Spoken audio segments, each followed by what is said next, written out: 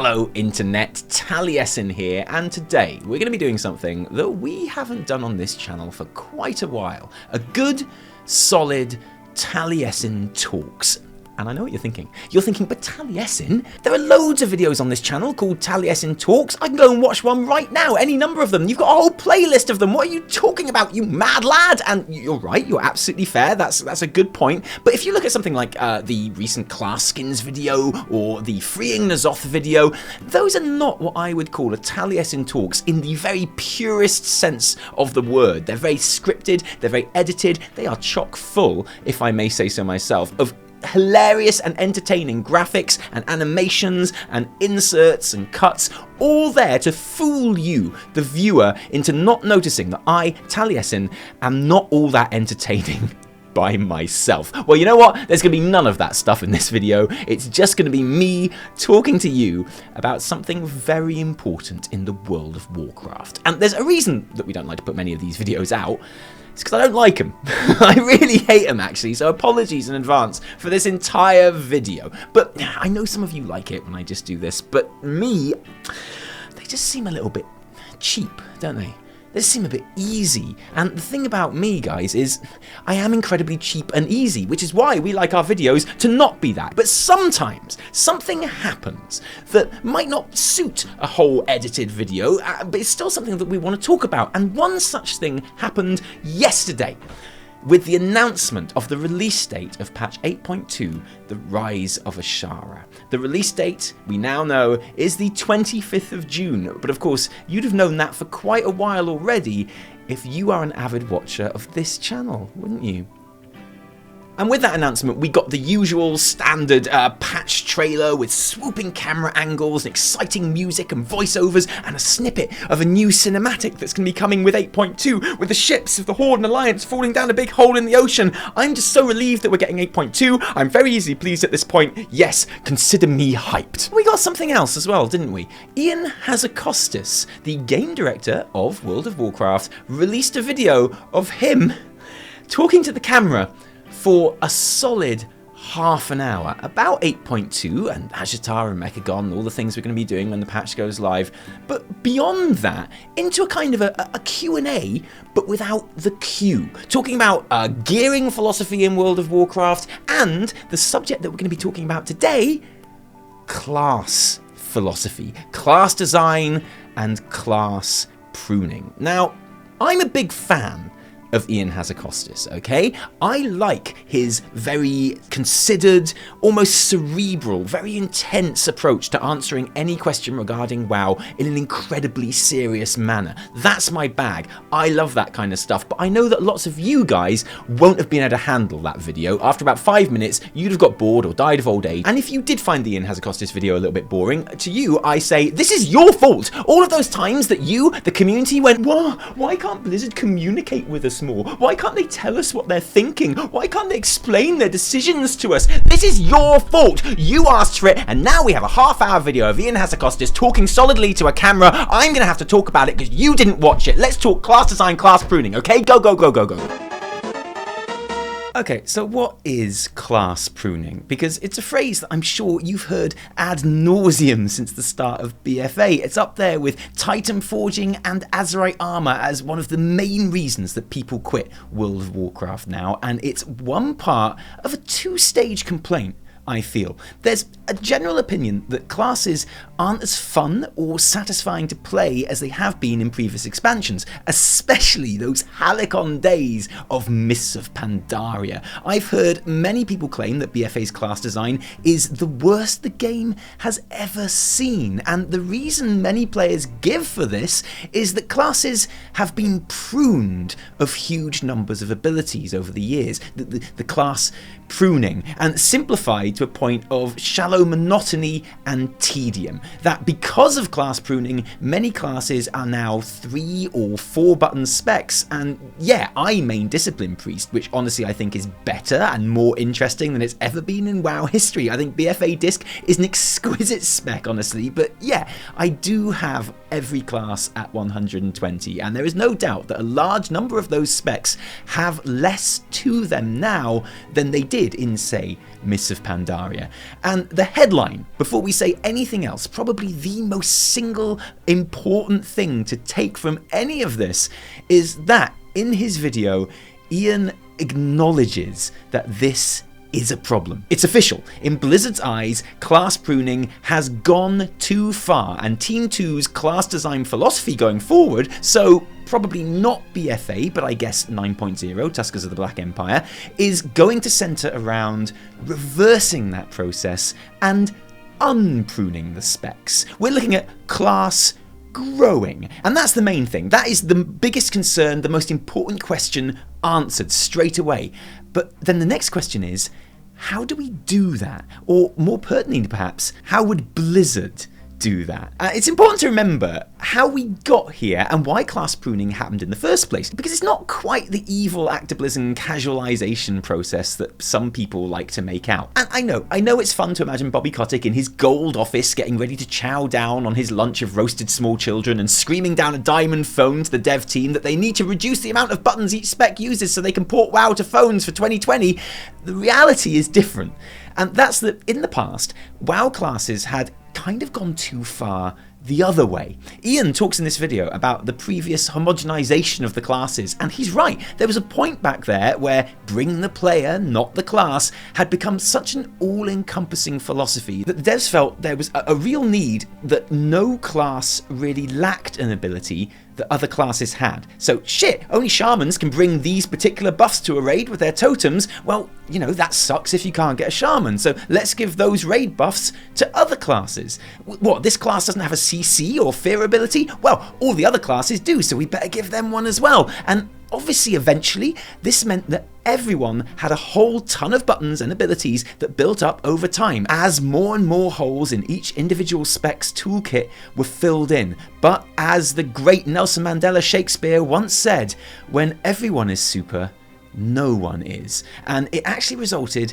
in less classes being viable and useful, because if every class brings the same sort of buffs and utility and CC to a fight, why would you ever need anything apart from the class that does the highest overall DPS, right? There's more to it than that, obviously, but that's pretty much where pruning began. It's not a mistake. It's by design to scale back on bring the player, not the class, and to cut down on all of those buttons that people weren't using, to try and make it so that different classes could be more distinguished. And yes, Ion admits now that pruning has gone too far, and as a result, we've lost something. Or actually, a couple of things. We've lost a lot of class identity, which is something we'll come to in just a little bit, but we've also lost a depth and a complexity from high-end play. The example he uses in this video is the mage ability, Alter Time. Now, for those of you who don't know, Alter Time was like a 6-second reset when it was first introduced in Mists. I guess a decent comparison is probably Tracer's rewind ability in Overwatch. You'd wait until you got Icy Veins and Brain Freeze procs, and then you'd hit Alter Time, blow all your cooldowns and trinkets for 6 seconds, at which point the ability would return you back to where you'd been 6 seconds earlier, both physically in that position, but also with all your cooldowns, health, mana,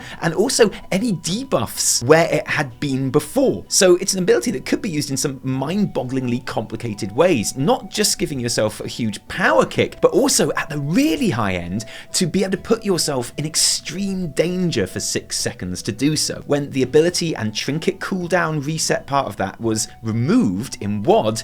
Only the very high-end use of being able to take damage, which would then be reset, remained. And suddenly, you've got a very, very niche spell on your hands. Ion says that a lot of players didn't even bother with that ability, or didn't even have it bound, and it's easy to see why at that point. But it's an interesting spell for high-end players to experiment with, or read up on, and to really get to grips with, and overall, any class is richer and more interesting for having abilities that require that kind of engagement, right? So if you heard about what Ion said, or you read the title of this video and you thought, awesome, they are going to fix class pruning and my rotation is going to be like 11 buttons, I'm going to need a degree to do my rotation just like I've always wanted, I suspect that's not what we're actually talking about here. The idea of a class's main core rotation being 4 or 5 buttons is one that's here to stay, I think. And I think there's nothing wrong with that in theory. Fury Warriors and Demon Hunters prove that if core rotation is fun,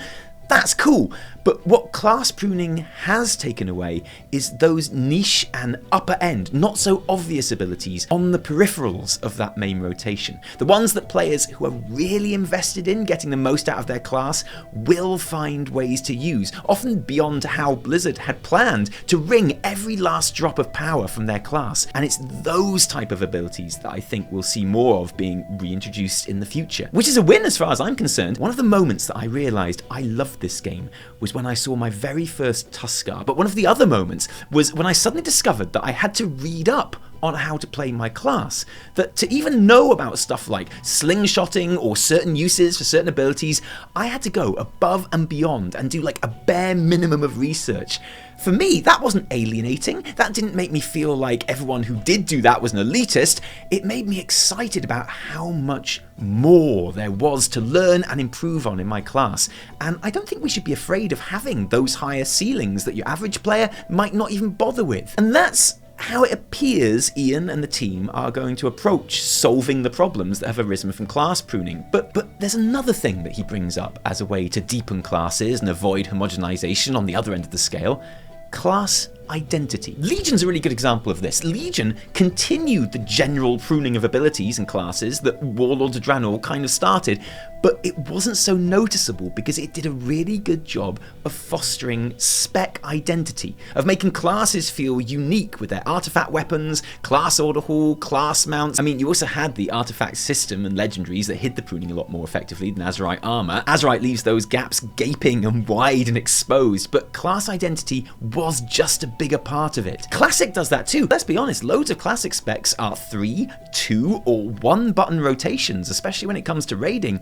But importantly, even a lot of the essentially useless classes aren't entirely useless. They can often do something or bring something to the party that no one else can. And this is important. Players generally won't mind not being able to do something other classes can, as long as they can do something that other classes can't, and as long as that thing they can do does have genuine value. And this importance of class identity is something that Ion obviously recognises in this video too, as a way of reversing class pruning. Although interestingly, the way he talks about it seems to be heading in a different direction to Legion, because he very specifically says that class identity is not spec identity. Because Legion was as much about the specs as the classes. Some of them got massive reworks from the ground up. The fact that every single spec had a different artifact ability made that difference even more pronounced. But he talks about seeing more abilities shared across the different classes of a spec. So we may not be talking class homogenization, but spec homogenization within a class. And I'm not entirely sure how I feel about that. I mean, I'm not entirely sure what he means by that. Personally, I love that, to go back to a class that I used as an example earlier, I love that Discipline is so completely different from Holy, and I'd hate to see that uniqueness of my favourite spec eroded by our specs having more abilities in common. But I don't think that's what he's getting at entirely, is it? It feels like an idea that hasn't fully formulated in the dev team yet, and I'm looking forward to seeing where they go with it.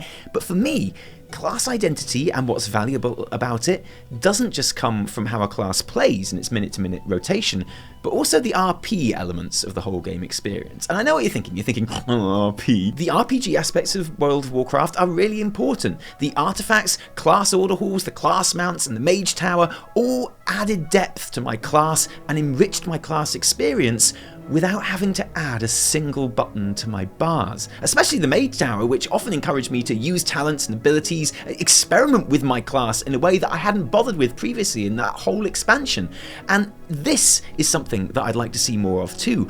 I'm not saying we should make Warlocks need 2 other Warlocks to summon their best demons, but you have to admit, that is really cool and fun, right? I can't help but think that class quests that you need to do to gain new abilities when you level, instead of them just appearing on your bars, are a prime example of something that was seen as a problem to be solved by the devs, just like everyone having too many abilities was. And just like with ability pruning, they were kind of right, but they went too far and we ended up losing something important in the process.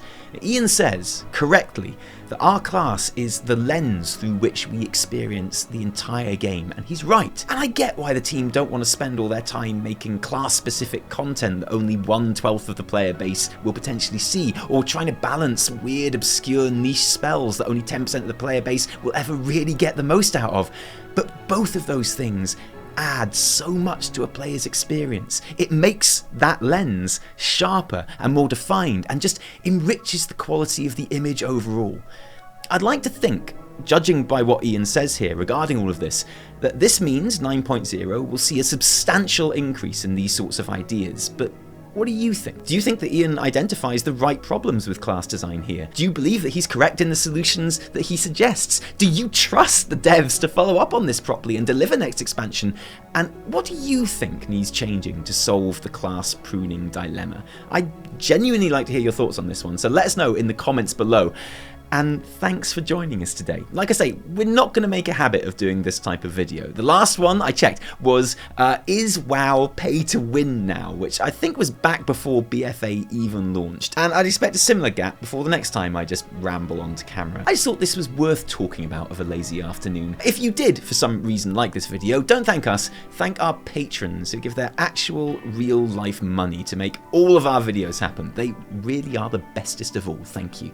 If you didn't like it, downvote the shit out of it. Remember, my name is Ion Hazzikostas. No, my name is Taliesin from me and Evitel. Until the weekly reset, probably. Cheerio.